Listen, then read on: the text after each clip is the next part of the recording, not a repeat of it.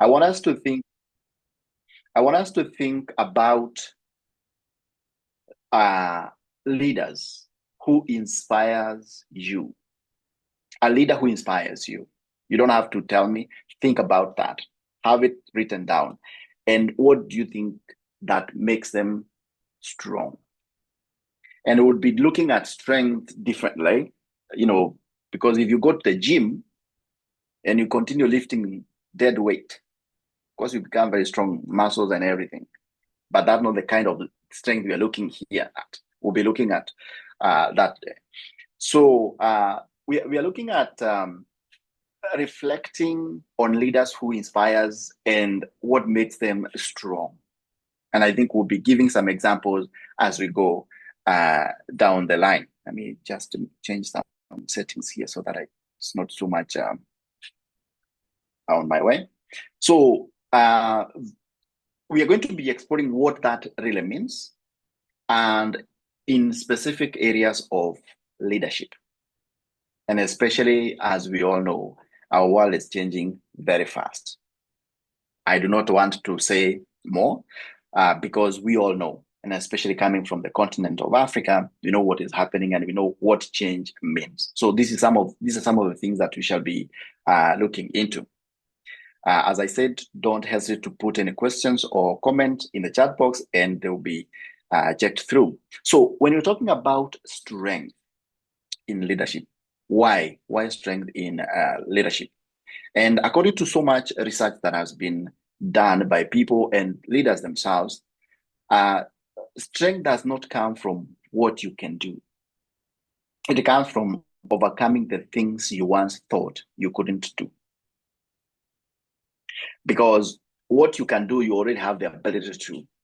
But the moment you start thinking, because we are talking about strength and we'll be looking at the different element and aspects of this strength as we go down the line. And when you look at the world in which we are living, fast changing, we could talk of it being a volatile and a fast changing world. And when we talk about uncertainty, when we talk about being complex, when we talk about it being ambiguous. For example, there are people who still feel like their lives stopped in 2019 because 2020 and thereafter COVID and lockdown and a lot of things happened. Today, there are people who feel like they don't even exist, especially with the things that are going on, maybe see in the Middle East, things that are going in Eastern Europe, things that are happening in Africa, say, for example, Sudan, Kenya, and other places. And this is because, as I'm talking about, it's volatile. Moments are quite uncertain. And it is very complex. You don't know what to do. And it's ambiguous. It's not clear. It's not clear. Even when you think you know, you do not know. It's very ambiguous in that case.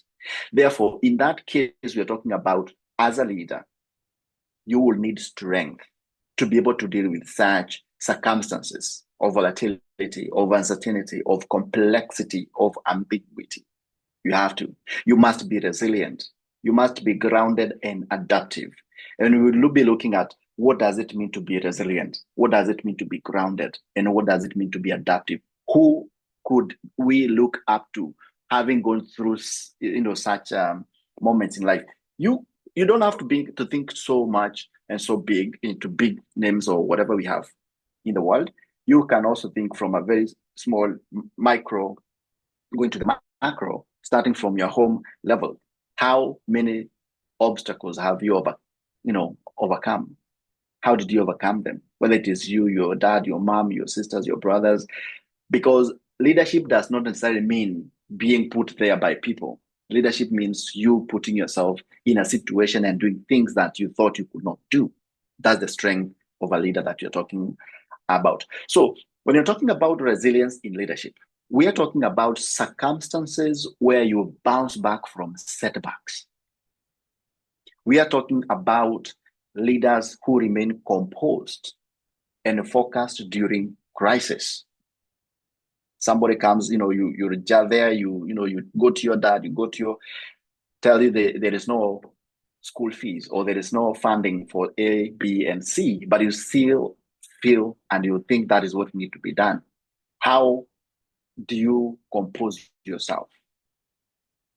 Because these are some of the things that define leadership and the strength in that leadership, for instance. So the resilient, are you able to remain composed and focused during crisis, or are you that kind of a person that is distracted easily? And we know, and I also want you people to also differentiate between being a politician and a leader. There are people who are politicians and not leaders. There are those who are leaders and are not politicians, but they're in those positions, for instance. And I wanted to think from a micro to macro, thinking about from the village to international, where we are today. Think across and think through as we go through. So, and we find that the people, leaders that bounce back from setbacks resiliently and composed and focused, this is how they model how to learn from failure rather than dwell on it. You try one thing, doesn't happen, either because you lost focus or something, you failed in. But you're able to bounce back, resilience, talking about how you're able to come back to that. You learn from your failure. Some people talk about mistakes and all that, but able to come back. People who are able to sustain energy and morale when everything is not going their way. So they are able to maintain optimism and the energy that motivates, teams, even during downtimes, for example. And we'll be looking at some other examples because you're talking about leadership and strength.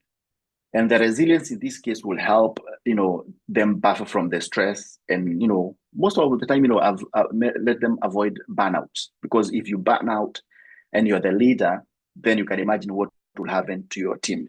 Whatever happened to your team, it will be very, very chaotic in that way. We're also talking about strength and looking at it from a point of, are you a visionary person, even when under pressure? So in this case, and I'm talking about resilience in this case, we're talking about a leader who doesn't lose sight of long-term goals, even when short-term plans falls apart. The plan doesn't work the way you want it. So what do you do then?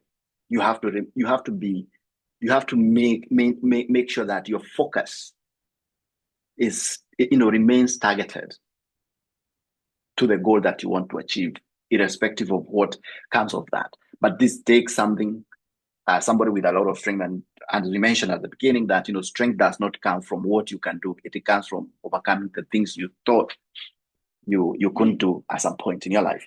And on that note, we also talk about the resilience part of it. And I think this one will come later in the presentation. We're talking about a very important, in my own opinion, what I would call emotional intelligence. So this is, how you process your emotions. Do you process your emotions constructively and help others do the same? Because this is a big one, and some people may not even know what this may mean. Talk about how do you deal with emotions and how are you able to deal with them intelligently? Are you able to self-regulate in within the framework of, say, for example, resilient leadership, for instance? So those are some of the examples that we could talk about resiliency. And I know you're also thinking about the same. And we're talking about in situations where it is not clear, it is complex, the ambiguity of it is very, very high. So when you talk about leaders that are grounded in adaptability, what are we talking about?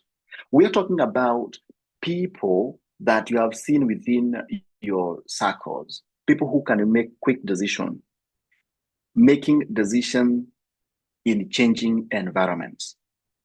And for example, I know in Kenya today and tomorrow, they will be commemorating 1 year since they went to the streets and did a lot of changes that are happening back in Kenya and across the continent. The people who came up with these ideas, how fast were they able to make decisions when they saw things were going against them? Because the environment was so fluid, and it continues to be fluid over time. This is what we're talking about adaptability. People, you saw what happened. I'm very sure those of you who are here were there when COVID happened, and you saw how some of the people elected into positions reacted to the changes that were very unprecedented during that time. How adaptive were they? We saw the conflict, we saw the confusion and everything. And I just want to put another disclaimer that some of the examples that we'll be giving in this presentation are somehow controversial.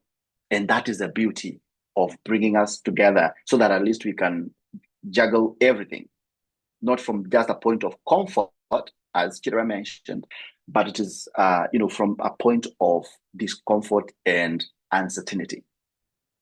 So, therefore, an adaptable leader will gather information fast and pivot strategies as needed. And that's what I say, what do you do when a calamity hits? And we shall be looking at some of the leaders and what they did at some point in their leadership to their countries and to their communities or to their businesses, to say the least. Adaptability talks about being able to be innovative. And not only being innovative, but also being able to embrace it, but embrace it from a point of, and encourage other people to experiment and support what I would call, unavoidable risks. In other terms, people call them calculated moves kind of a thing, and being open to new ideas, regardless of where they're coming from, whether they're being brought by a junior person or a senior person. Are you able to embrace that innovation and make it and turn it around? Because that is, you are being adaptive, but you have to use your mind, quick thinking, right? And then we talk about, leading through change. For example, I think in my life, I've been so many things at the same time, or so many things different times. For example, when I was growing up, and this can be an example with so many of you, being selected as a class prefect, many people take that for granted, but there is an element of confidence that it embeds in somebody. You become a school leader, because of whatever was given to you then, and you took it seriously, and you may not even be able to know what you did then, but you're able to move one grain of something ahead. And then you go ahead, become a community leader. Next, become the community, different communities brought together, become the leader of that, and nation and all that. Businesses, leading your own businesses, leading, non-profit kind of entities and all that, being on the board of different organizations and how they bring all these changes together. That is leading through change. How adaptive are you able to be in different circumstances? And don't forget all that we've been talking about. We are talking about the strength, and also when we go ahead, we are looking at this through the change about the transition and the transformation. When you have the disruption, say something doesn't go the way you wanted it to go, so there is a disruption. How do you respond to that? With the strength, with composure, with focus. And then I think on that we also talk about the agility in the leadership and the strength, as we say, because when you're talking about situations that are volatile, uncertain, complex, and ambiguous, we are talking about learning. It's a learning process that has no end in sight. So you have to continue seeking feedback and continuously learning from those experiences, because it is not coming to an end anytime soon. And this is now where the things now becomes, the unknown, or maybe the unfamiliar things becomes familiar. For example, through that agility of learning, you might not understand everything.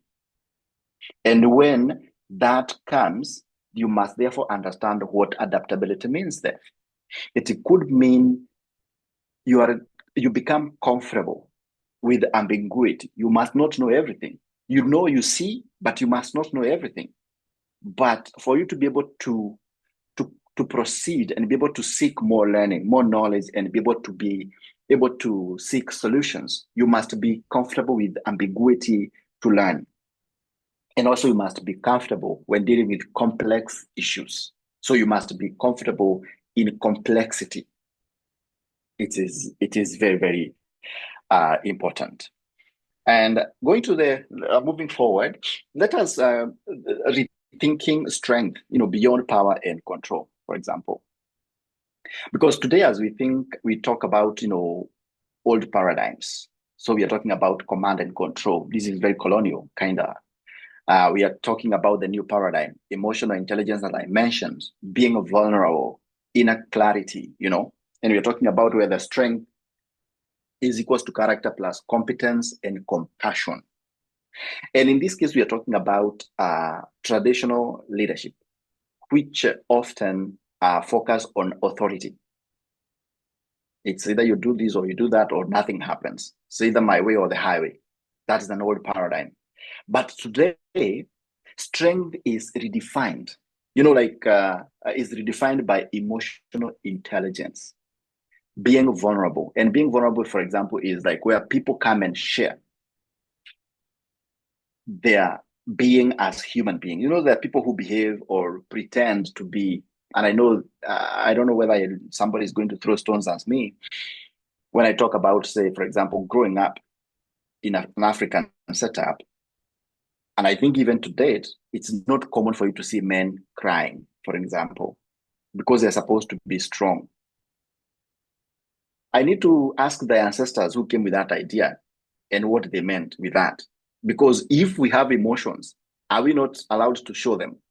Or should we just show them in silence and all that? So and I think that's what I mentioned about controversial issues, because you have to be adaptive to many things. And that is one of the ambiguity that you have to deal with. What do you do? How do you come to the people and show your vulnerability? Do you come and tell people, I'm so sorry for ABCD, taking that responsibility? And the process of taking the responsibility, you're becoming very vulnerable, because that's where maybe people who think you cannot will take advantage of that. But before you do that, do you have the consciousness, the inner clarity of the things that you're going to do? Because that will build the character that it is you.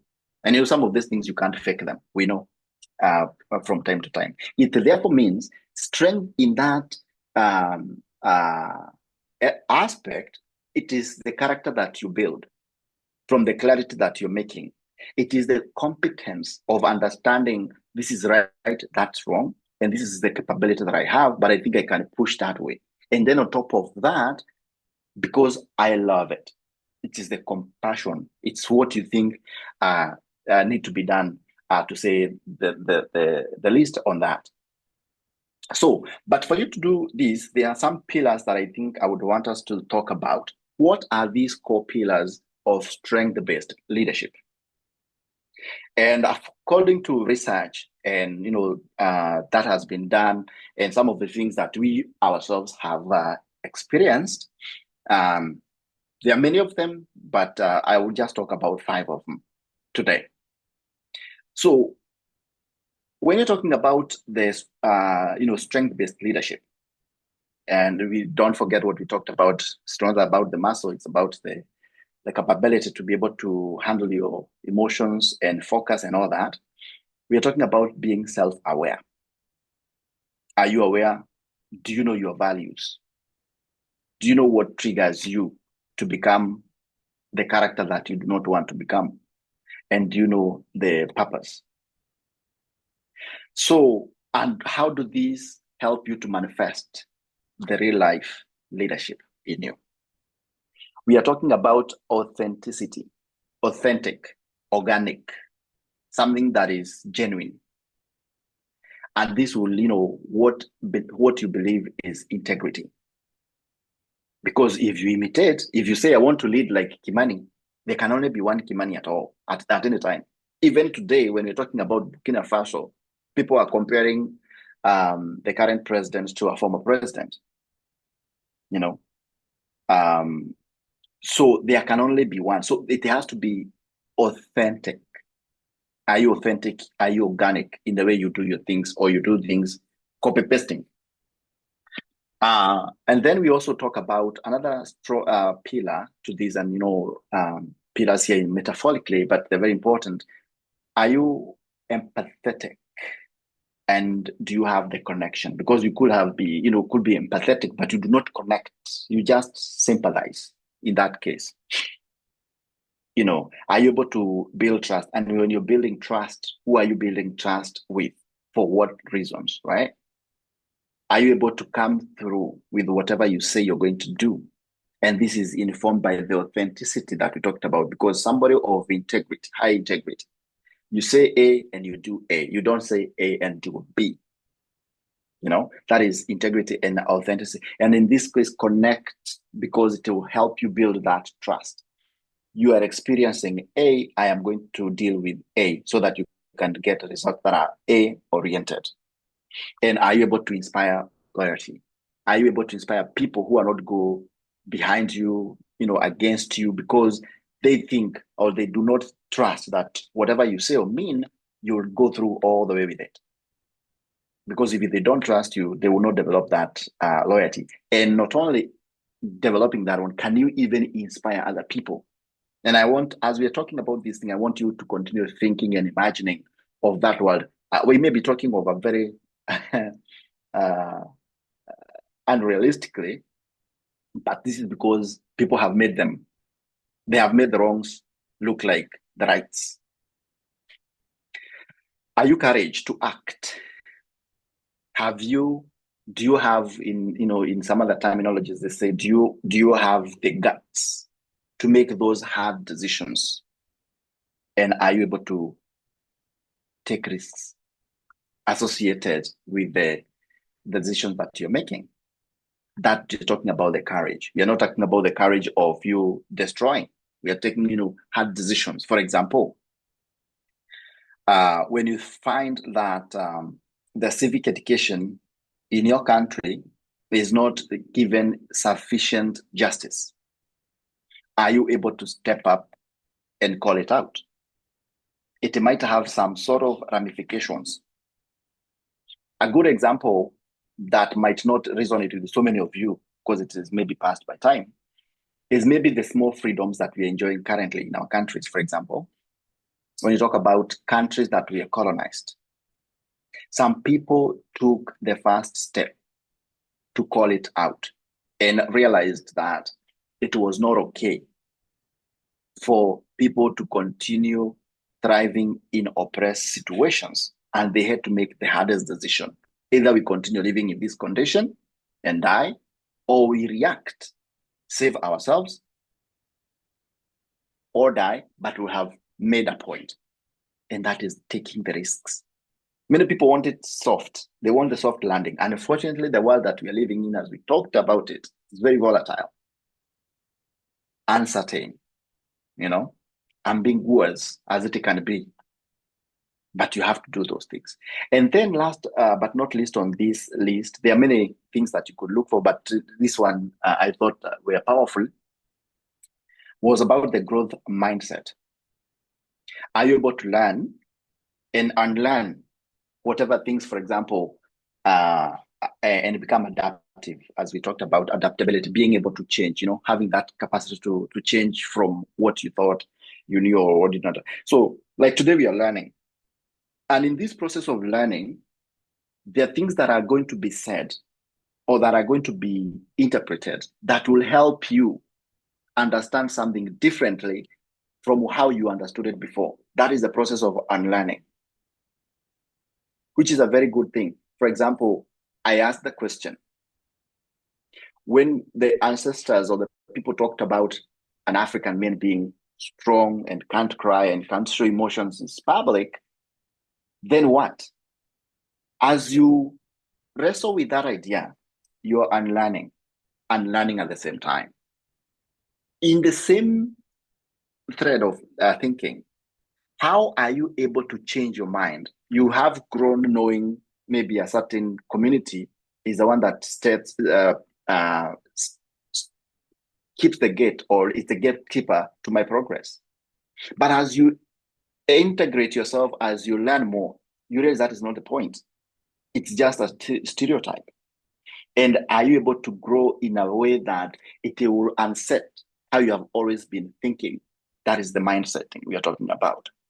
Are you able to think in a way that will help you think of things can be done the right way instead of saying, okay, there is nothing I can do about it?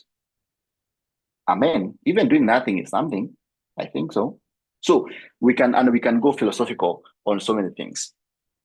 But now let's see some of the things. But I think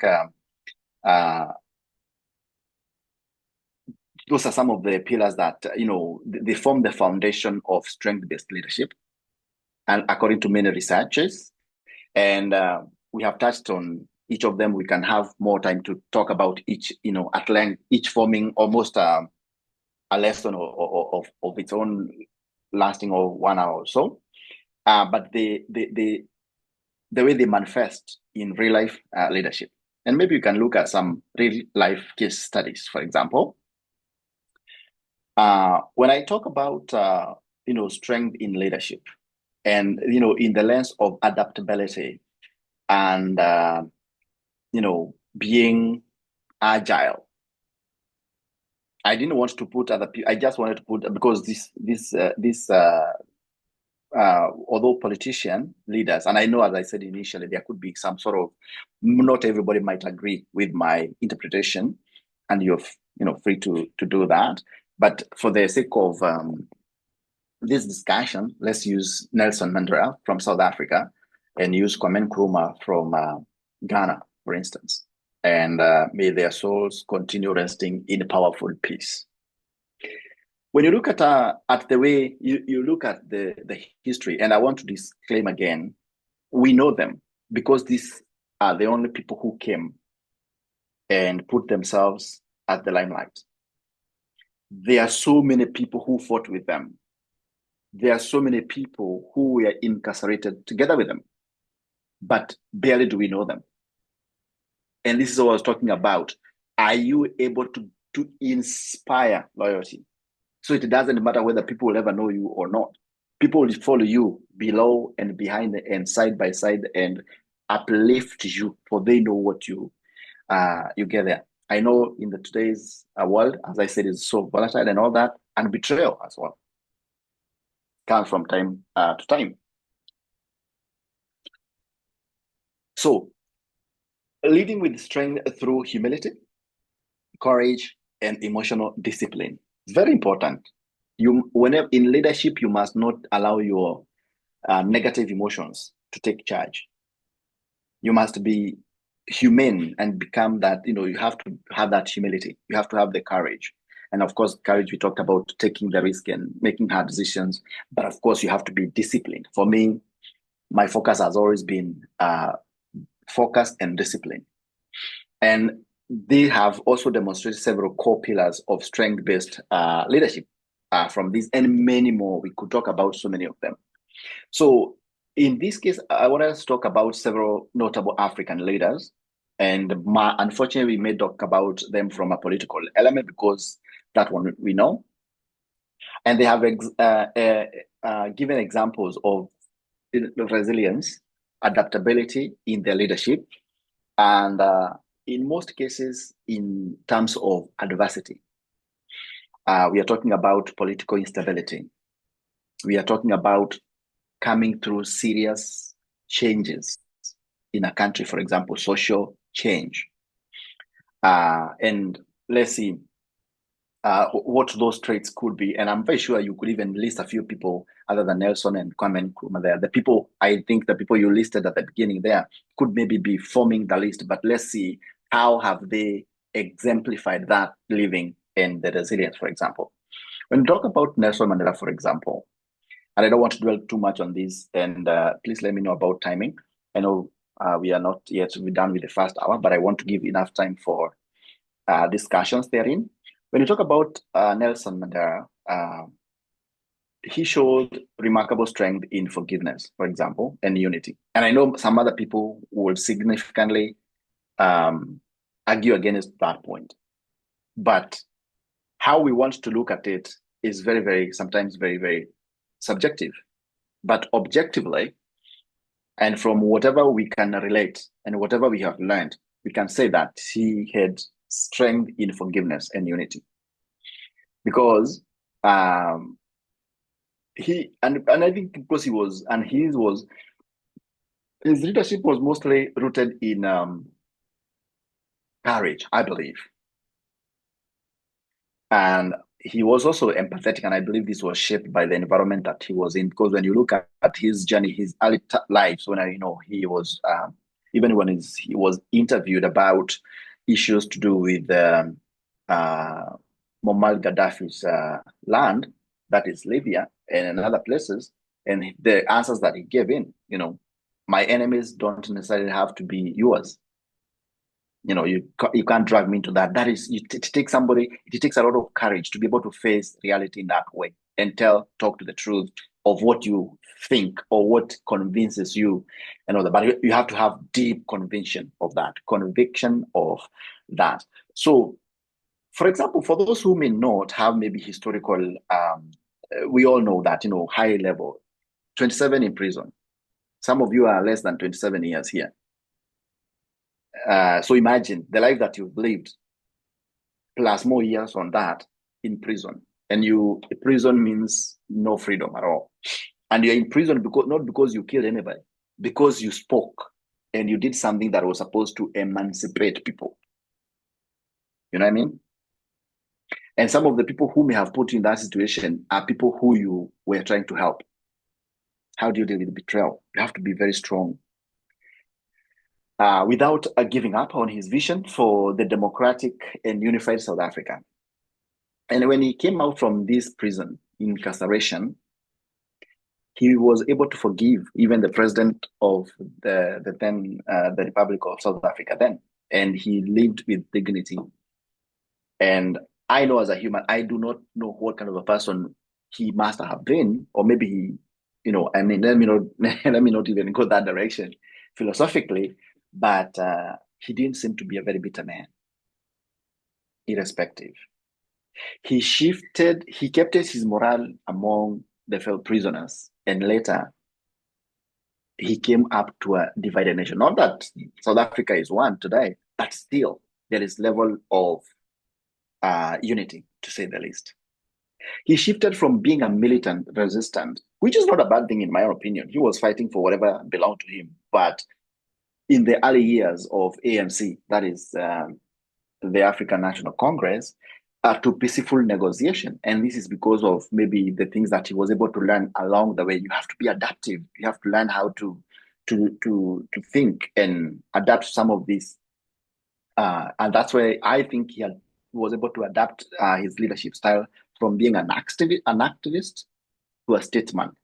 Because again, some people don't graduate from being activists. You're an activist, you came, or you don't even graduate from being a politician to a leader.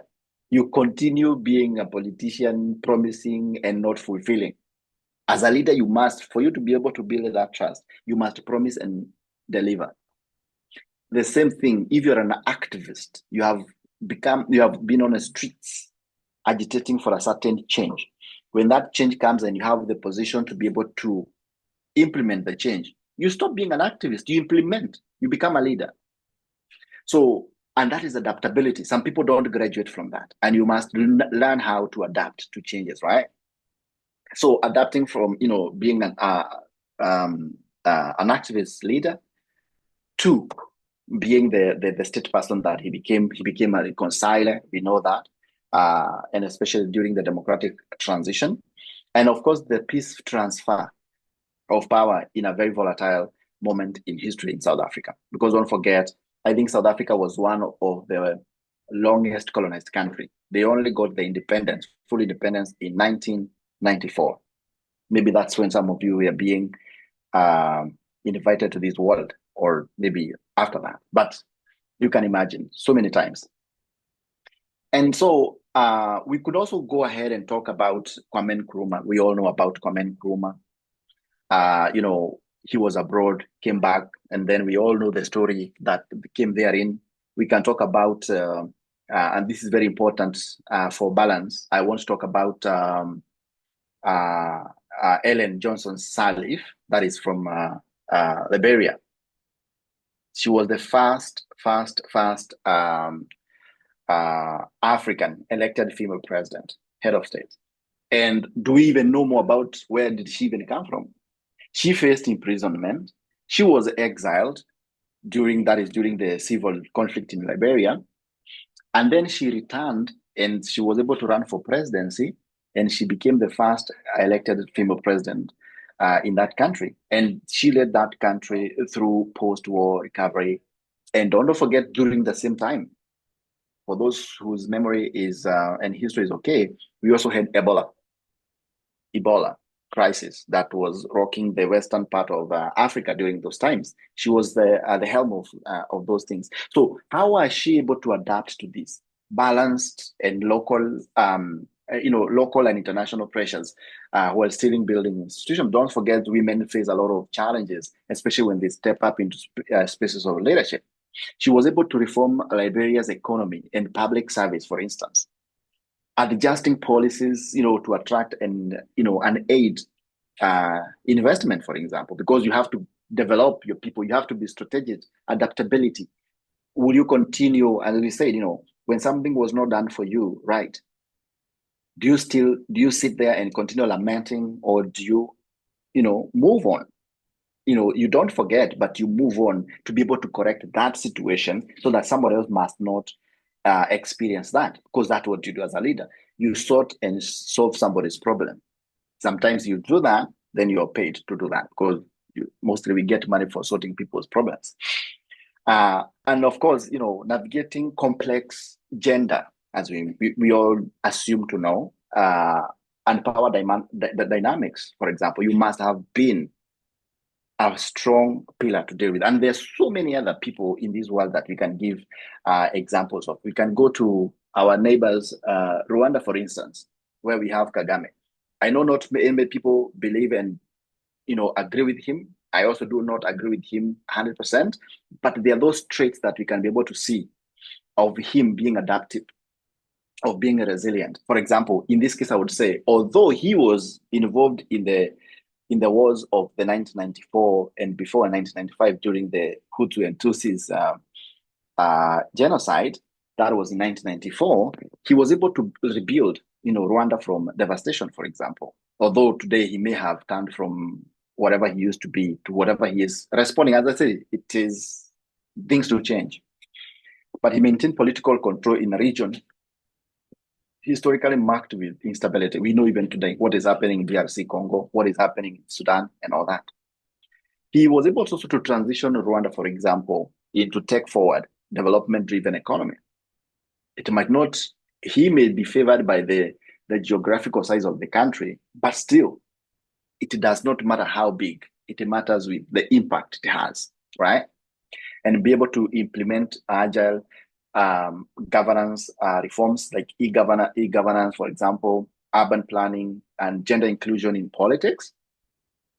And of course, we also know that it is in Rwanda where we have international alliances opening to East Africa, brought in China, global investment kind of a thing.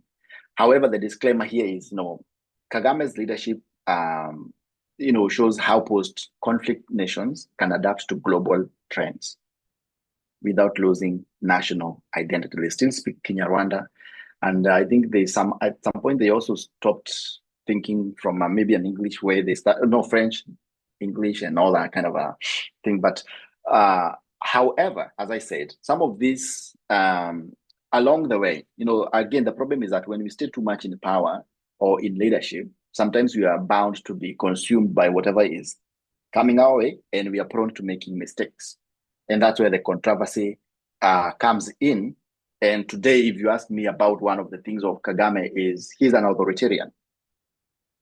And especially because there is no way you go for an election and get 98% in a way. And when none of your opposition is allowed to seek office, again, that's another problem. But there are those good elements. There are those examples that we can harvest from that.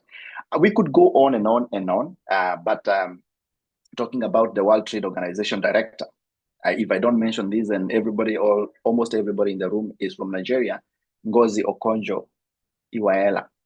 She's the World Trade Organization director, right? She was able, again, another lady who was able to overcome gender and political positions, and is Nigerian first female, I think, finance minister. I do not want to delve deeper into that because I haven't studied her well, but I know her from superficially. But that is an example that I would technically want you to think through, and what things she may have done, from outside and from inside, push through the debt relief and all that, and negotiation, and irrespective of how the what do you call them, the resistance was. I'm also made to understand she was, they were attempts to assassinate her, not once, not twice, and that was during the anti-corruption reforms. And that one is a debate that myself and the president of PFF have had so many times, of corruption in Africa. But looking at it from an adaptability point of it, you're talking about from national policy making to global economic leadership, and becoming the World Bank to World Trade Union kind of a thing.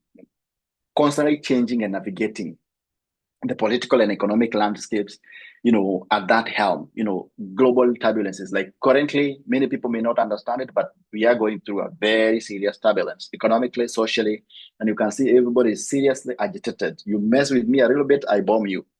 That's how everybody stands at the moment. How are you able to be adaptive to that? And how are you going to be emotionally intelligent, not to be pushed to that brink of breaking out? Last, I want us to talk about the last person, if I don't, because he was I looked upon him for so many things, and especially because I experienced his leadership. This was Dr.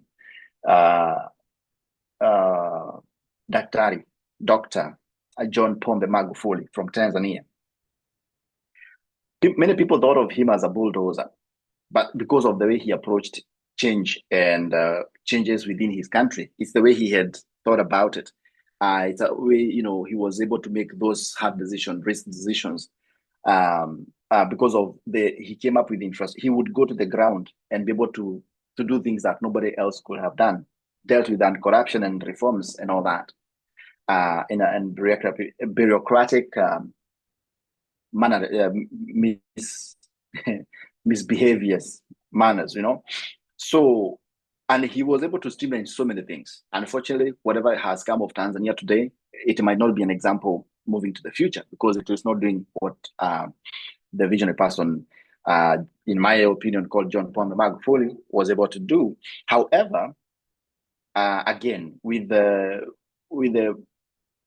one thing that I was looking at is, and I think I don't want to deny him a lot of credit on this, is how he handled the COVID-19. And I think he was, although many people thought he was contradicting himself when he tested papayas, he tested oil, he tested, I don't know, cows and all those, to see whether COVID is there. If you think it strategically and, philosophically, COVID did not go nowhere. People had their jobs in their systems. We still have it to date, right? So depending on how you adapted, how you looked into it, and the protocols and all that, he may have misstepped a little bit, because he may have denied some people opportunity to benefit from it.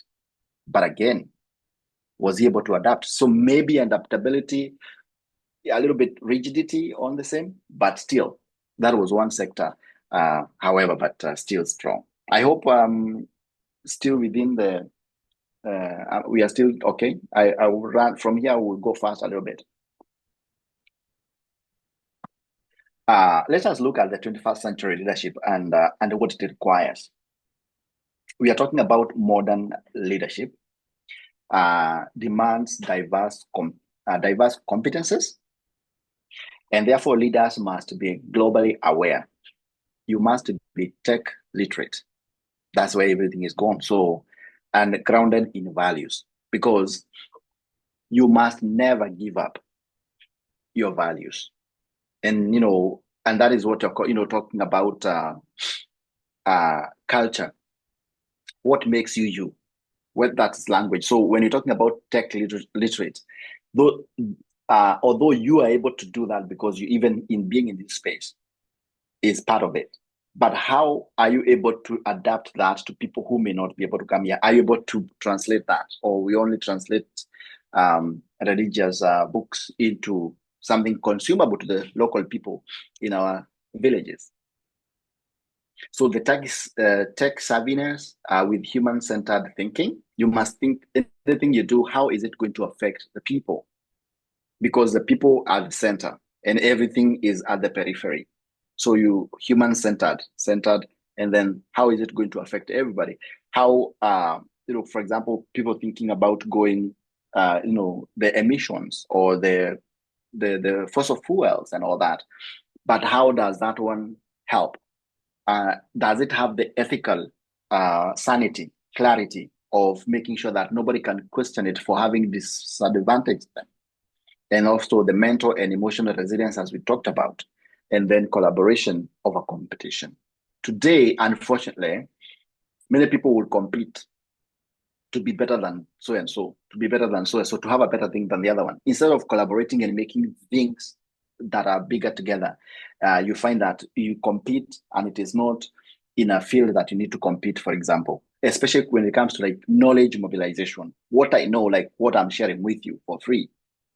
I should not be competing with anybody on that. We are collaborating because if we all talk about how did you handle a certain situation, and that's what happens behind the scene. Like for example, today when Iran and Israel decide to throw bombs at each other, Trump comes and bombs one of them and tells them, "Okay, you have now to combine yourselves." And then later comes back and say, "I'm so disappointed with both of you."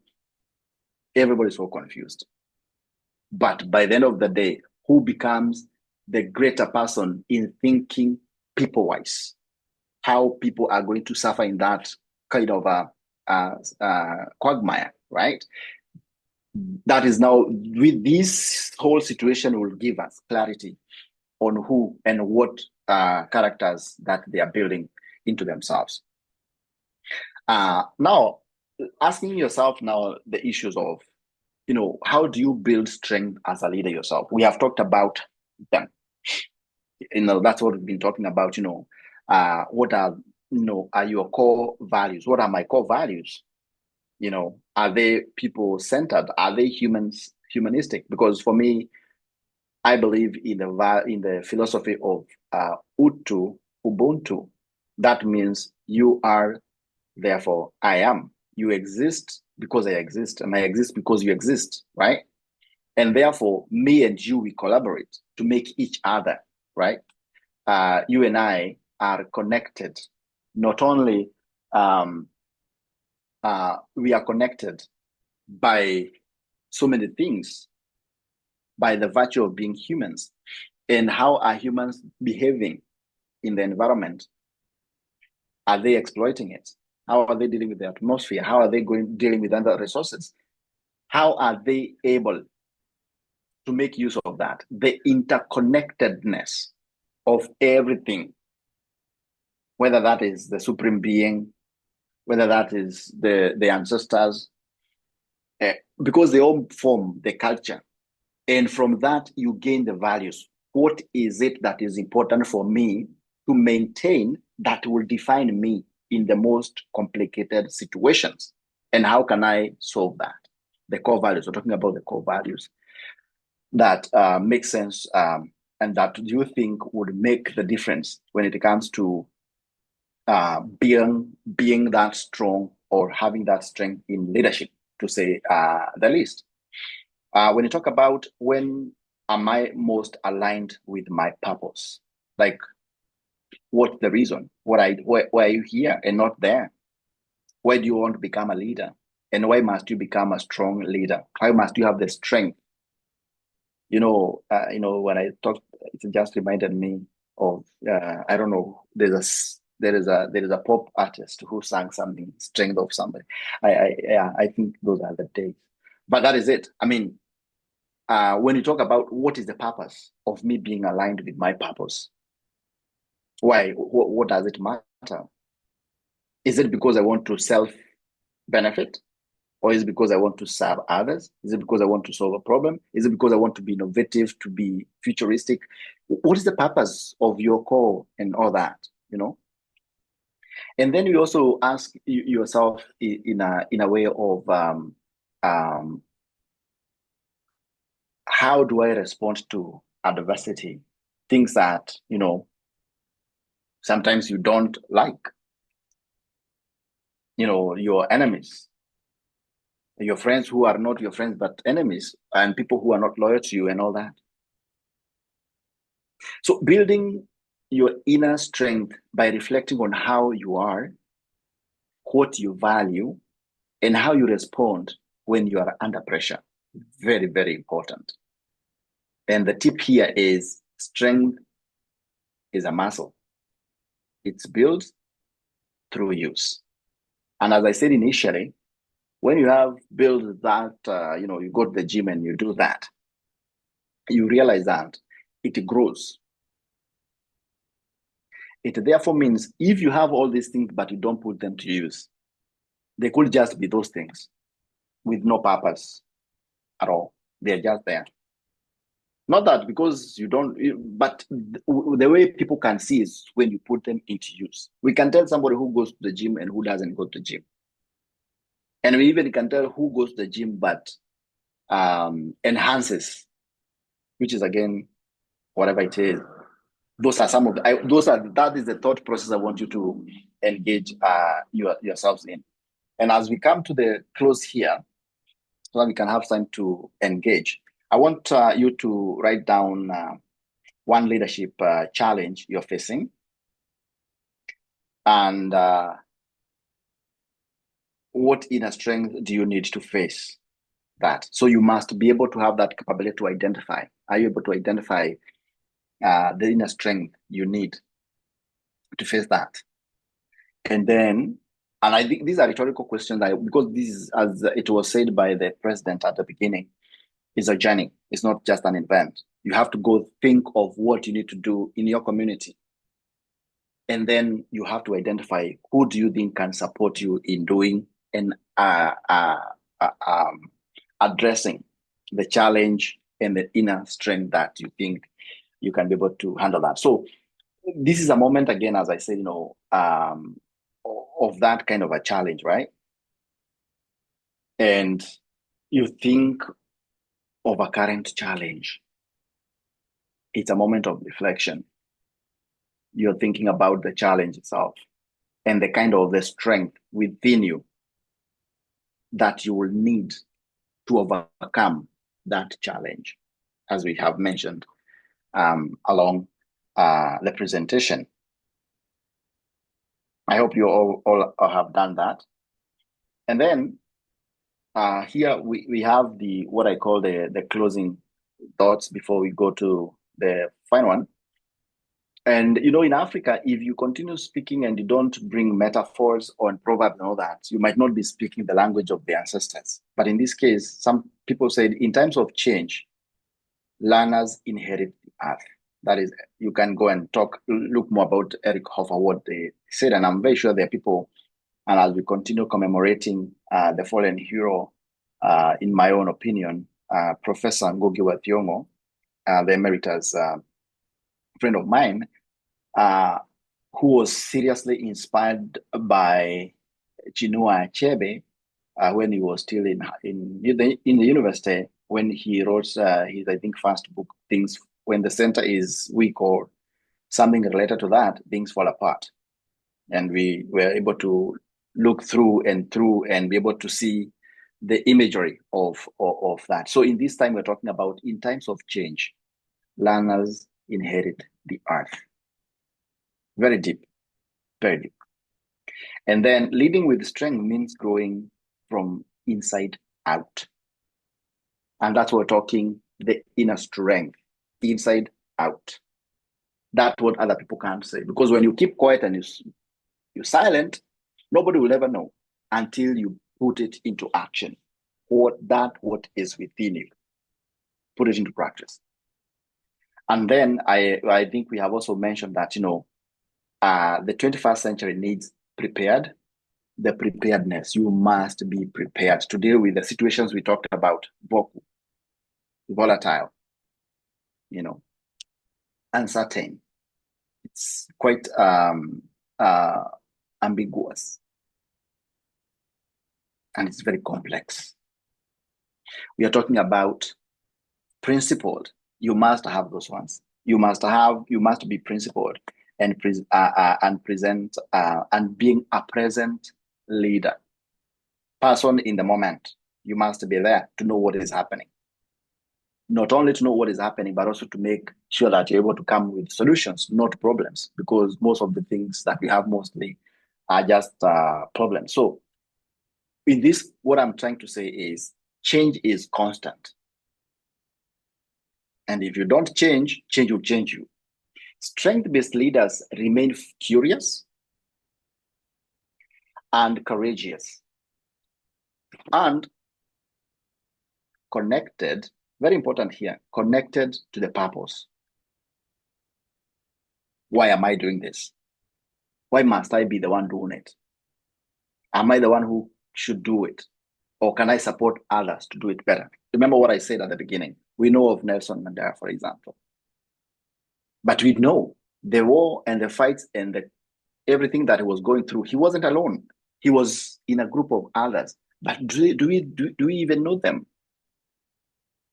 So those are the questions you ask. Can other people see what it is in you and make even you believe in doing exactly that? Leading from within, right? And then moving to the last but not least, here we'll come to the question and answers, and of course, a moment to reflect. And here I wanted to open the floor and let us think loud a little bit of what does strength look like in your leadership journey, and how can we support each other in this growth? So any reflections on what strength means to you as a leader? And then we can discuss that. But again, I know we cannot exhaustively do that. I know we have a lot of, I think almost like 4 days, and we have to deal with that. And then we have to look at what are the resources available for further learning. That one we'll be sharing with you later. And this is one of them. This slide that will be shared with you at some point is with you. And of course, you're welcome to share other things that may come your way. And I will leave this one here so that if you follow me, this is what you're likely to see. I'm trying to get myself somewhere else, but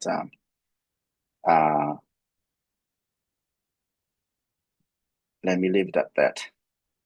So Chidera, back to you. I think that has been a minute of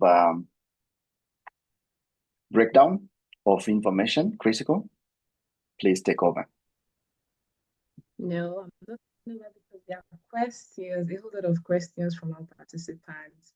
Thank you very much, sir, for that wonderful engagement. Like, it was really, really enlightening. And I know that every one of us here, we're really, really getting the whole topic. It was very impactful, like someone said.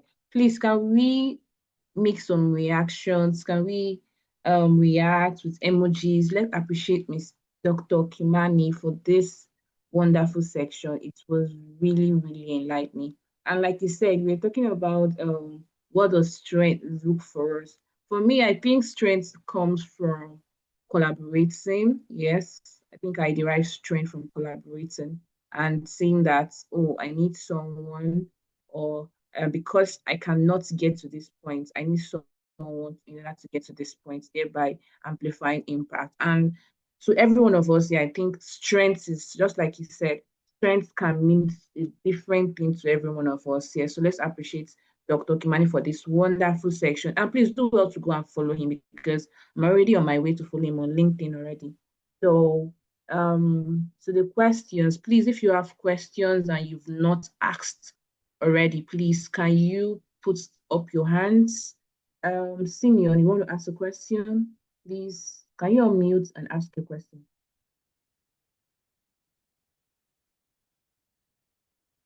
Simeon, Idajili. I hear. Good evening, ma'am. Okay. Can you hear me now? Yes, I can. We can.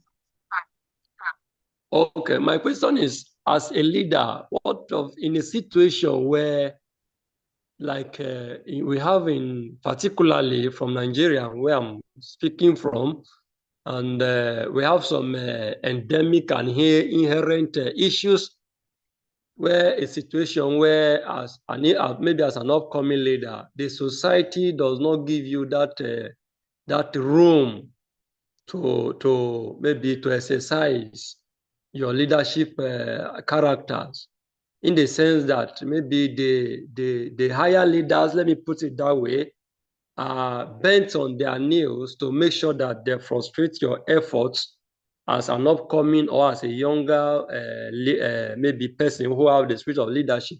What will you do, or what should you do?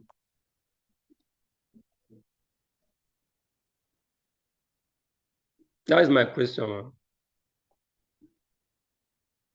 Thank you. Thank you so much. Hello? Yeah, can you hear me though? Yeah.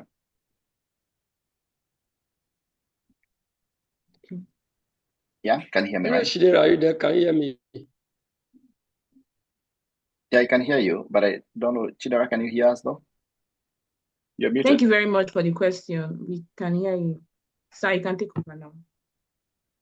Okay, thank you so much. So I think that's a very important point you've brought there about upcoming leaders.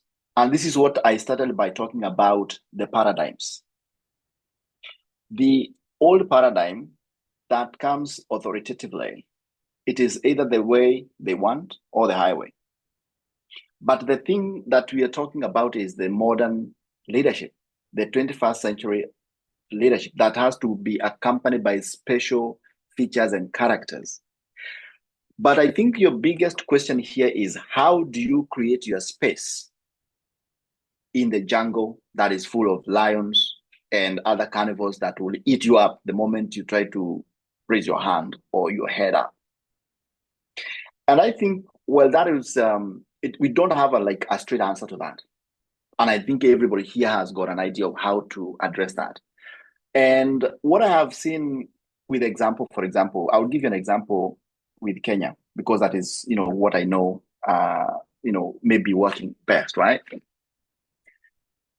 Most of our youths, and tomorrow they will be on the streets, and you have seen them on the streets before, they are agitating for that change. And don't forget, within the presentation, I said, you must be there to make those very hard decisions. Are you courageous enough to make some of these very hard decisions and be able to take risk?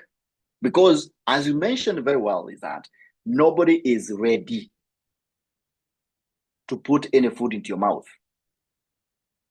It is a matter of life and death. You must be able to fight for whatever you think belongs to you or something like that. So how are you able to put yourself, how are you able to package yourself to be able to go to this war, if I may put it that way, and be able to emerge victorious?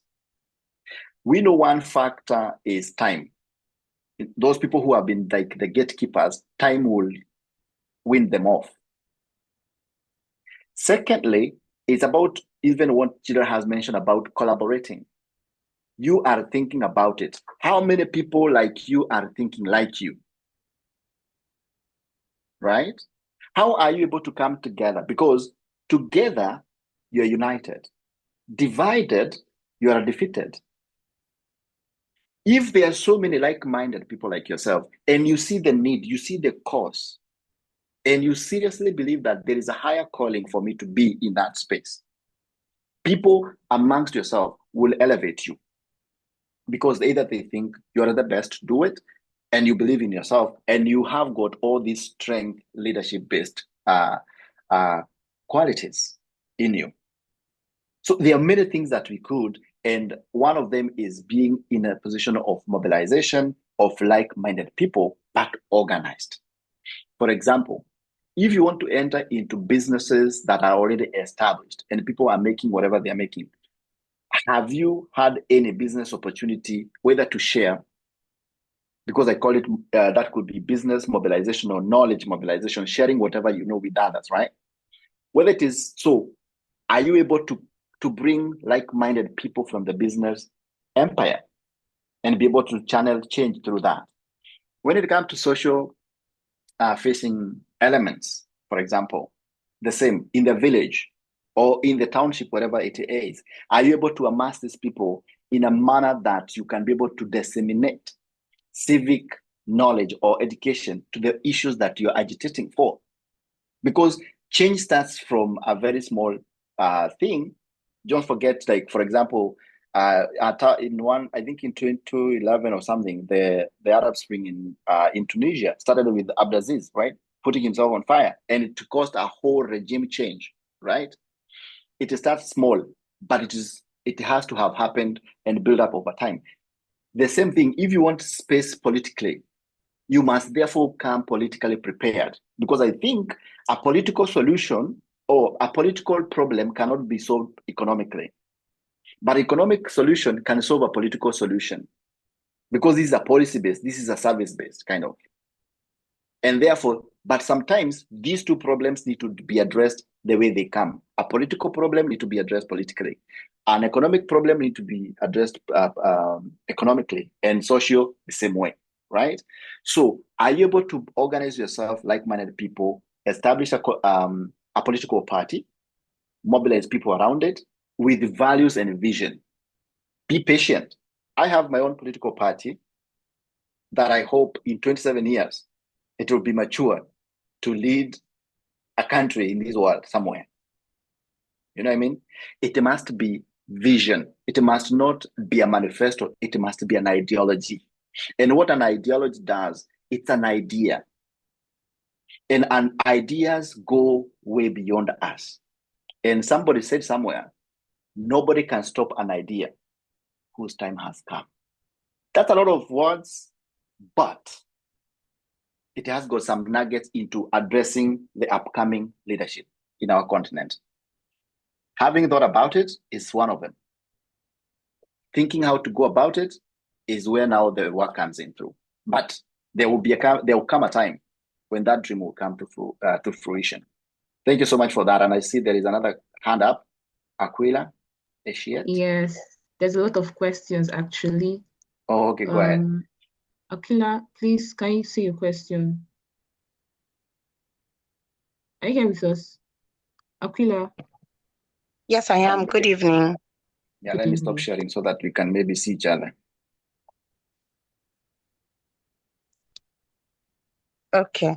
So my name is Aquila. I was very excited to be part of this year's bootcamp. I've learned a lot, though I'm still upcoming with my leadership role. Personally, I've had issues in my group. We have a group named National. We have a group named how do we call it? Advocacy Network, Ibon Youth Advocacy Network. Yes. So we've been trying. We actually have a leader, one that brought us in, one that spoke to us about it. But then my issue now is because I want to bring it up so I could have other opinion of other people. Maybe from there I could know how to react towards it. So our leader hasn't been listening. Now, when I mean a leader, he's actually doing very well with the way he tutor us, coaches us to be better person. I personally have really learned a lot from him. But then at the course of this movement, I have discovered that he has his own weakness, and his weakness is not listening to those he's leading. And that has really taken a toll on us, because a few persons who were very agitative with their advocacy are now leaning back, and that is affecting some of us who are also very encouraged by the number of persons that are there. You know, when you're doing a movement thing with a lot of persons, and then the number is reducing, and then people are no longer do it, maybe due to one thing or the other that's been said by the leader, or the reaction we get, him not listening to our own part of the story. You know, we are the ones that are always available. Most times he's not available. He has other jobs he has to do. He has background work to do for us as a movement team. But then how do I get to talk to him? How do I pass this information to him for him to be able to passing the information jokingly, strictly, angrily. But can you hear me? Yes, we can. Please, can you hurry up with the question? We still have a lot. Okay, so please, sorry. I just want to know, how do I get him? How do I put this um what I want him to see? How do I put it to him? Because it's really becoming an issue among us as a movement team. Yeah, so sorry to hear that is some of the challenges that you're facing in real life. And that's what I was saying, people must be able to differentiate between, leadership, politicians, and activists. And this is why I was calling for you to reflect what is the value, what are your core values, and what is the purpose of you being there. Because we don't want to waste time, right? And do you think being in that situation, responds to your needs and an aspiring leader? And don't forget some of these things, and I might be coming maybe not very optimistic, but this is the reality of the 21st century. The things that we have said through. If you're not able to inspire that trust, you're not able to build those connections empathetically and all that, to what end is it? And that's why sometimes you find that people come together in masses, but the momentum is not able to be maintained because of either the vision and the focus has been neglected or it has shifted. So within that organization, how many people have got same sentiments as you? Because if it's a movement and it's an activist movement, it's an advocacy movement, I do not think there is anybody who is going to stand on your way once you have a write-up and you have clear asks. This is the direction that we need to do. You do not need anybody to give you a microphone for that. That's a thing that you can be able to agitate for yourself. Sometimes people hear, they don't listen. And in that situation, they will either react or disappear.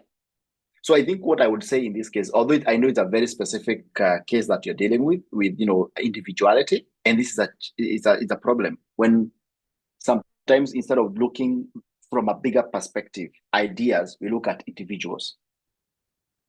And I think that's where we need now to pass through. And I know many of you here have got some different opinion into how to handle that situation. It's very specific to a certain criteria dealing with somebody's way of behavior and mannerism. And I think you may not, you may have learned, but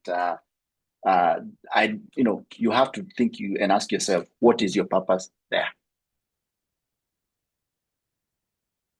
And of course, we can have a side chat later to delve into that. But thank you so much, and I hope the situation improves. Okay, thank you very much, sir. While you were still on with the section, there were some questions on the chat box. The first one here is, how do cultural and historical context shape leadership styles in Africa? How do cultural and historical contexts shape leadership styles in Africa? Thank you. That's a very important question. And I think that is the genesis of everything, right? Because when you're talking about the culture, we are talking about the livelihood of your people, of the space that you grew up, of the things you're able to gather as you grew up.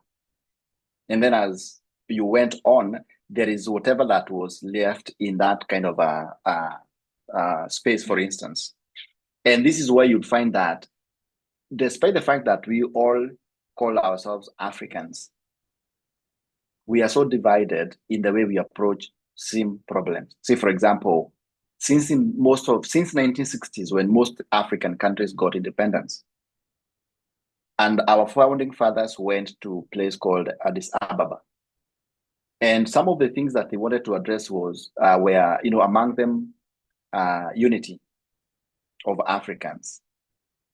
And also And then they went to small nations and they wanted to address issues of poverty, diseases, and ignorance. But each and every nation approached these things differently. And this is because everybody was trying to respond to the needs as informed, either by their own experiences of their villages or their counties, and how they were able to interact with the life before, whether that is the history of colonization or the history of slavery or whatever that may have meant.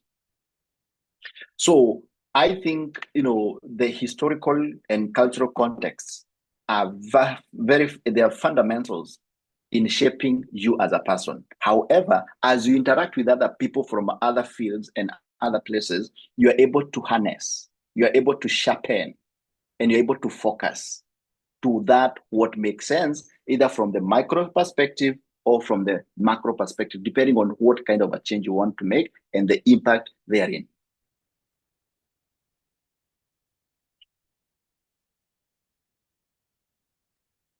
Okay, thank you very much, sir.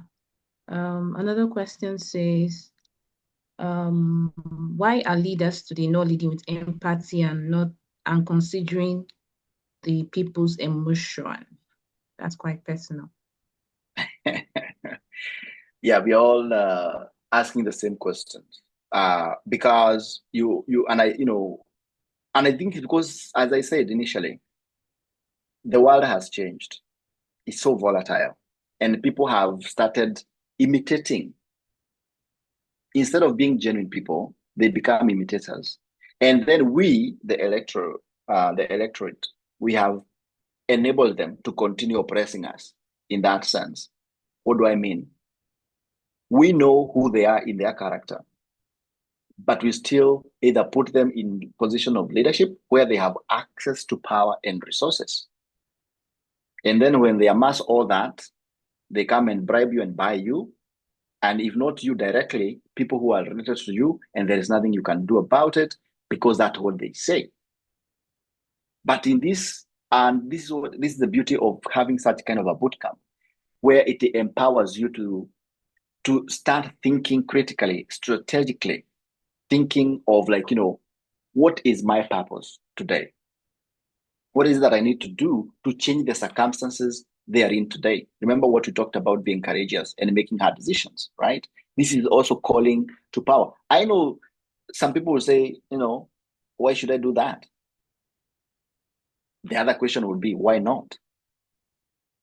Because we have realized people have become very greedy. And instead of people becoming collaborators, they have become competitors. Who has got more generators than others? Who has power than the rest? Who has the best iPhone on the planet than the others? Like, why do you need all of, amassing, people becoming so materialistic, and people also wanting simple life, soft life? It's not possible, because you can only have soft life when you have, satisfied other basic needs, not only for you, but for the rest. But because these people are somehow protected, they will continue doing that. It is time, and time has come, as I said, because everybody is at the table, but serving different factions and serving different interests. You must know what is your purpose there. What is your space? Are you the leg to the table? Are you the mat on the table? Are you the menu on the table? Are you the table itself? Are you the people seated behind the table? What is it that you're doing there? Can you change? Are you able to adapt to the things that you want to see change, whatever is having your circumstances? And how many people can you influence into seeing whatever you are seeing? Because at that length, when you're able to convince other people, see whatever, because everybody is agitating on the same, but are you able to bring that energy together to a meaningful end? That way, anybody who is greedy, anybody who is not empathetic, we can take up their positions and become those empathetic leaders in those positions, for instance.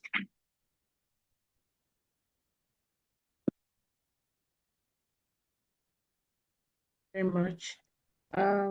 This question seems very similar. Can illiterates be a great leader? Then can someone with low self-esteem be a great leader? Both of them almost the same. Yes, the answer is yes. And something I also want to mention related to that. You could be in an environment whereby you don't thrive very well, either because of the circumstances they are in. They limit your either thinking capacity or your decision making. But if those barriers are removed, whether that is on a small level or on a bigger scale, you'll be able to perform. The most important thing is having the confidence and the belief in you. Because as I said, being strong does not mean how much you've gone to the gym. You could be going to the gym because there's something you're hiding that you cannot do. It's about you doing something you thought you would never have done it. It starts from within, and I said it is the strength leadership is from within out. Do you have this deepest conviction that you can do it? That's where we start. And the moment you think and start gravitating to that end, then I say, and I think I saw somewhere written, there is nothing impossible to a willing heart. You only need to get that one will from within, and there is nothing impossible. It doesn't matter. As long as you have the clarity, the inner clarity of what is it that I want to do, for what purpose, doesn't matter. And then you go do it. So the shortest answer to those two questions is yes, it is possible. Okay, thank you very much. Then these other questions quite similar as well. How can one strengthen oneself when the subject complains a lot? Then how do you lead others through change when you yourself are uncertain about the outcome?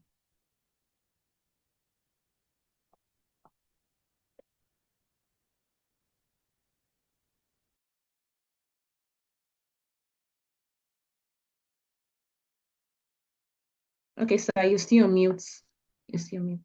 Hey, I've been talking for a long time, and I had spilled a lot of English there. So, remember when we were talking about the slide that we were talking about being comfortable dealing with complexities, being comfortable dealing with ambiguity,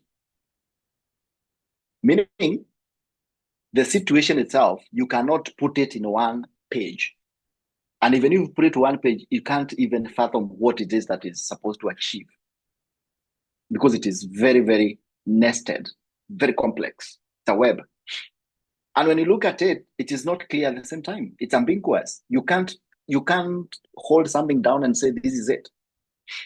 But how and what do you need to go through that? We talked about being, learning agility, being agile. You must not know everything. Go through the same process. And through the process, you'll learn. And why should you do that? Because you have the will to do it. Remember, when we talked about adaptability, you're learning and adapting to changes. And also forget, a strong leader is able to do the same when, adaptivity comes when you're able to change very quick thinking, decision making on the go, on the fly. And that one makes you have that kind of what do you call it? Agility in learning and doing. Because some of the times for example, if you're like today, I wouldn't want to be the leader of Iran or Israel, for example, or even the United States or any other country that is close to those countries. Because now some of the things that are happening, they're happening so fast, and some people are doing it for own benefits without minding, without having that human-centered way of thinking. They only see them amassing. I want a bling bling, nice one. I want to go to, burn myself in the sands of Dubai. But again, you go to Dubai and then it is bombed again. I mean, having that element of how do you deal with the complexities? How are you comfortable with that ambiguity? And what do you learn along the way and able to make those decisions? You must not know everything. For example, when we all admitted to universities, for example, and you go to class, whether it is physics or microbiology or whatever it is, maybe you only know how to define it, microbiology. But the moment you start now talking about the nitty-gritties of it, you did not go into that class knowing nothing. But by the time you get out of that process, you are the master of that art. You know what I mean? It is learning through going through the process. You must not go anywhere knowing anything. I did not know you were going to ask me this question, but it is through the provocation and the experiences. Maybe I may have chewed a lot of salt, but it's fine. Thank you, sir. I think someone, Ibenidion or you were raising your hands before. I don't know if your question is still valid, because we still have 5 minutes to go with the question and answer. Then lastly, here we have, how can leaders at the bottom strata of the society be acknowledged? Okay. Okay. I mean,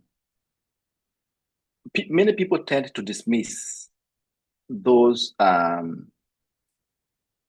say, for example, for the sake of communication here, let's put in maybe village elders or people, with,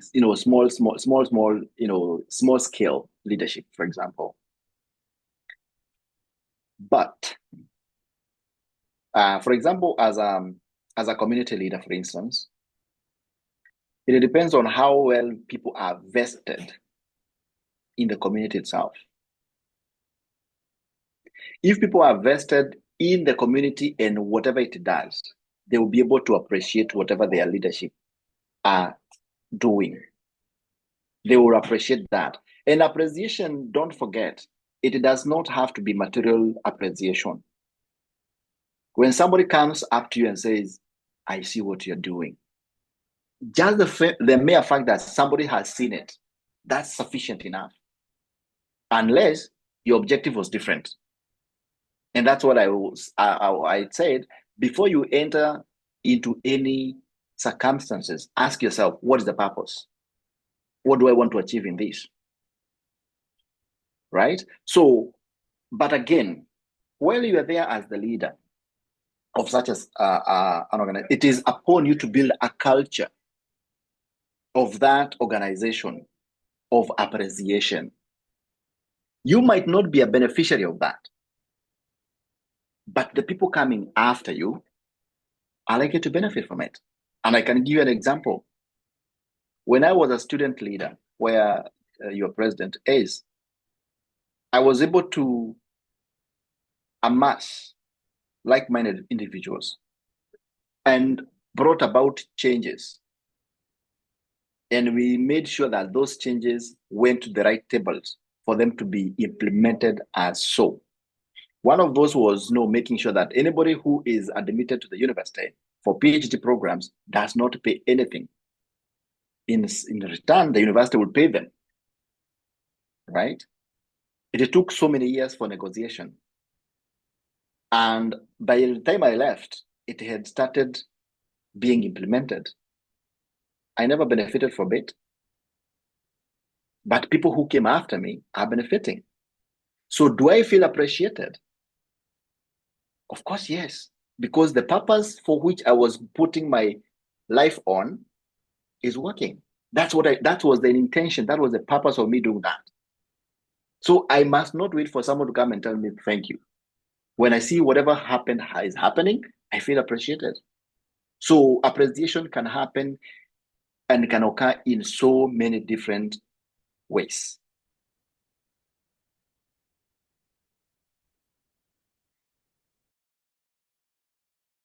Thank you, sir. You actually shared something very similar to myself.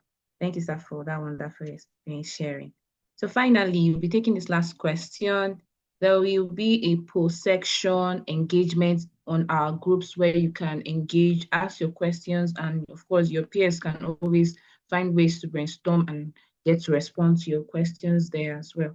So it's one thing about leadership, you have to talk and you have to hear from others.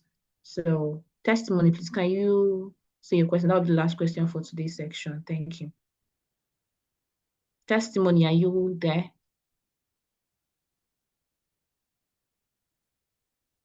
Okay. Owana Azaya, are you available to ask your question?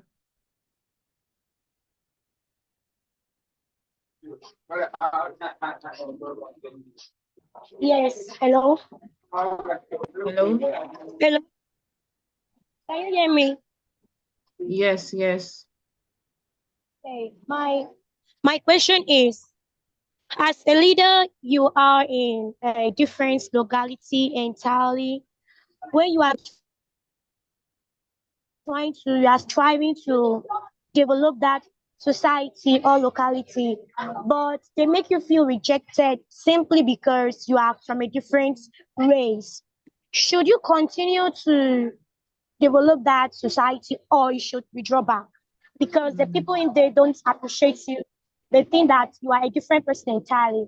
But your purpose there is to develop that society, to move it to another level. But the people they don't want you simply because you don't belong to the same group, like the same society with them. Do you still need to strive, like to continue um, a way to develop that society, or you should withdraw back? That's my question. Thank you so much for that wonderful question. And I think that's another, those are some of the dynamics of the societies that we live in, where people, instead of looking at the similarities, they look at the differences that make us. And unfortunately, some of those challenges or similarities. Sorry, somebody's trying to call me. Unfortunately, some of those differences are just people crafted and created. But my call or my submission to that is, as long as you have a deep conviction that whatever you're going to do is going to be impactful, and the desire to do it is way beyond, you cannot stop it. Because you see the gap, and you're so convinced that you can feel it. It therefore does not matter, because it is the process of learning and unlearning. Remember that when we say that, it is where you tell the people, or you're able to bring that education kind of a thing, and you're able to tell them, this is what you think of me. Baseline, we are all human beings, right? That's all we know. However, because I maybe speak different language from yours, or maybe because I profess to a different faith than yours, or because I come from a different region from yours, it doesn't mean we cannot do things together. Then the process of humanization and learning now occurs. And as a leader strategically positions to do that with strength of the mind, with all the qualities that we talked about, if you go back, you realize that you have to be resilient and be able to adapt. Resilient meaning you have to think and see and then be able to adapt to the change that is therein. But importantly is the call within you. Do you think whatever you're doing is important? Is it resonating with your values, with your purpose? Must you do it? And if you think that the time is not right for you to do it, can there be any other person that you can share the vision with and do it? Don't forget, many people do work for other people. Like if people working for my business, not that they won't do it, but somehow they are doing it because there is an end to it. But whether they like it or not, and whether they're doing it, and for my end, if I'm getting the profit that I needed to get, they are helping me live my dream. They are dreaming with me. They are helping me achieve my dream. It therefore means your time for that dream is not yet there. Somebody else can be the carrier of the dream as long as you're able to explain to them in a more meaningful way. Thank you very much, sir. That brings us to the end of the question and answer section. Please, can you do well to use emoji to appreciate Dr. Kimani for this wonderful section. Thank you, sir. Your section was really, really enlightening. And like one said, this was very engaging. This was very impactful. Like, I think this is way different from what I experienced last year. Wow. Something was cooked different. Yeah, I think another spice was added to this section and this year's section. Thank you very much, sir. Then I wanted to share finally what Joseph has contributed to what strength means to him. He said, strength to a 21st century leader is having the courage to make tough decisions, the resilience to face adversity, and the humility to seek growth. It's the ability to inspire others, stay grounded under pressure, and remain true to values, guiding teams with confidence, compassion, and unwavering commitment to shared vision. So that means that, sir, you did a wonderful job for us to understand what strength means to us as leaders. Thank you very much, sir. So I'll be calling on Mr. Francis to share with us further announcements and make other remarks. Thank you very much.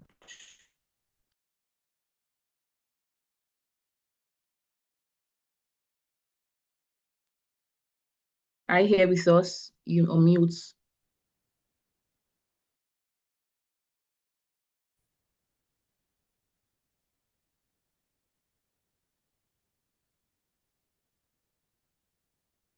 Mr. Francis, you're mute. We can't hear you actually. Okay, Yes, thank yes, you. because I was muted. Okay, thank you very much, and Dr. Kimani, and thank you, Chidera, for this wonderful session. It's been impactful. And I believe that and going forward is going to be more and more because from experience, I would say that the bootcamp is always interesting and every session is also very unique and different. So I'm going to assure you that tomorrow is going to be better. But for now, I will just say a very big thank you to Dr. Kimani and to every one of you that stayed tuned throughout the discussion because it's not easy staying in one place for 2 hours. So I'm going to appreciate you because you are the real MVPs. Because without you, there will be no PFF ILB. So thank you very much for staying tuned. For tomorrow, we're going to be having someone very special. So I'm not going to talk much about that because you are going to experience on yourself. But for the meantime, there are some things that you need to take into consideration. For the certificate, it is going to be issued to only those who are able to participate in the training throughout. That is, if you're able to attend all the 5 sessions, then we're going to issue you a certificate after the training. And we also spoke about an impact fund. We're going to talk more about that in our last session because we have some modalities that you are going to follow. We also have a template and we have a lot of information that we're going to share with you concerning the impact fund. So if you have been thinking about and how am I going to start writing my proposal, just calm down. We're going to reach to that point where we're going to discuss and how to write the proposal and what we need from you. And we're also going to encourage you to continue to join on time and stay tuned. And if you have any question, feel free to reach out to us. And we are on WhatsApp platform there. So you can message any of the admins and we are ready to answer your questions. So on that note, I will be handing the mic back to our moderator for the day. Thank you. Thank you very much, Mr. Francis, for that wonderful closing remark and information shared. I also want to thank everyone who joined today for being attentive, not unmuting and causing noise. Like, it was so perfect that I felt like the Holy Spirit was passing somewhere.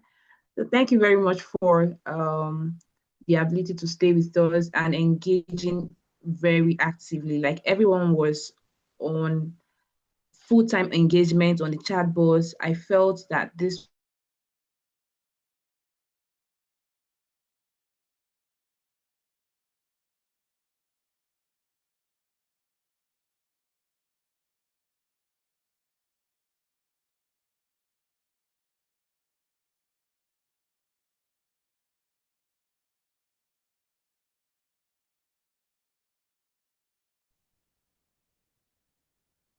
Can you hear Chidera?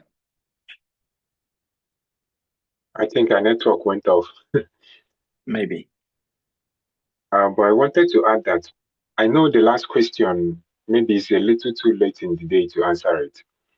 But so far in Nigeria, there's been this rise in tribalism. The people from different tribes, in quote, fighting among each other. The one would be better and all that.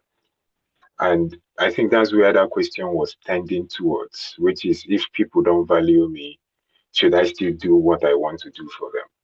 And I want to add to that, to your answer, Mr. Kimani, is that the reason why you do what you do is not because of what people say, but because of who you are.